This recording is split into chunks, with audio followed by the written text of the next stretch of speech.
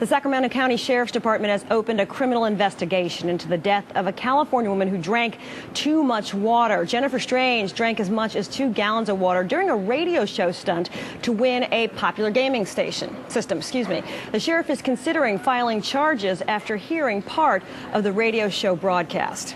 How much water do you think you can drink before you have to wee? I did like 2 gallons, I think. 2 gallons? Oh, dude. Can't you get water poisoning and, like, die? Water. Your body is 98% water. Why can't you take in as much water as you want? I don't know. Maybe we should have researched this I don't know. before. I mean, yeah. Maybe they should have researched that more.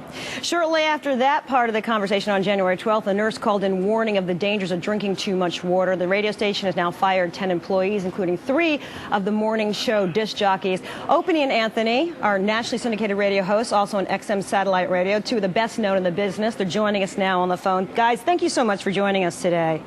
Thanks for having us, Allison. Hey, Opie, so as 2 people who do provocative radio for a living, what did you think when you first heard this story about this woman dying from drinking that much water during this stunt? Well, obviously I feel bad for Jennifer and her family, but I also feel bad for the show because they're just kind of a wacky morning show. They're not really shock jocks or edgy. They were just kind of trying to have a little fun, and it blew up. Trying to have some fun. That's terrible. I'm sorry. I feel bad. Anthony, what did you think when you first heard this? It was awful. These poor kids of the mother are going to be asked for the rest of their life. How did your parents die? Or your parent die, and they're going to have to come up with this ridiculous story of a radio stunt. So, Opie, what at this point in the story, if anything, points to the radio host's responsibility for this woman's death, or absolves them from it?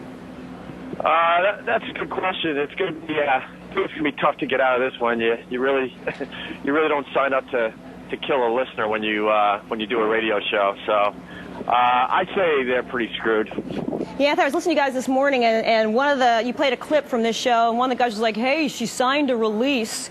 Does that she signed a release excuse hold in your opinion? No, I think legally it might hold, but so they don't get arrested. But I think a civil case will be brought up, and it reminds me, it was a case years ago, back in '83. A couple of disc jockeys, I think it was Ramon and Francis in the morning. They had a staff member shove marshmallows in his mouth, and he choked wearing a bunny suit. It was awful, tragic. The Nagel family's never recovered from that, and I remember they were taken right off the air. So, Opie, it's happened before. It has. Opie, do you think this is going to bring any industry-wide changes, or is this just going to be one of these sad stories that sort of fades from the headlines eventually? No, I think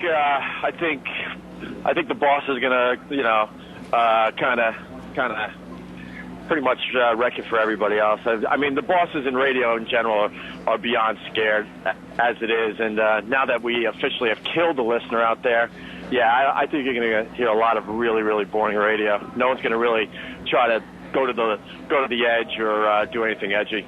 Well, Anthony, didn't a management maybe say, "Hey, did you talk to a doctor about this or something?" and maybe get some confirmation if this is dangerous or not? So, Anthony, you're throwing it up the food chain a little bit. That management maybe should get involved, or maybe should be held accountable. Yeah, maybe you say, did you talk to a doctor about this or something? Maybe management should have looked into this and seen if it was a little more dangerous than they thought. Opie and Anthony, we really thank you for taking the time to be with us today. Thank you, Allison. Thank you. Allison.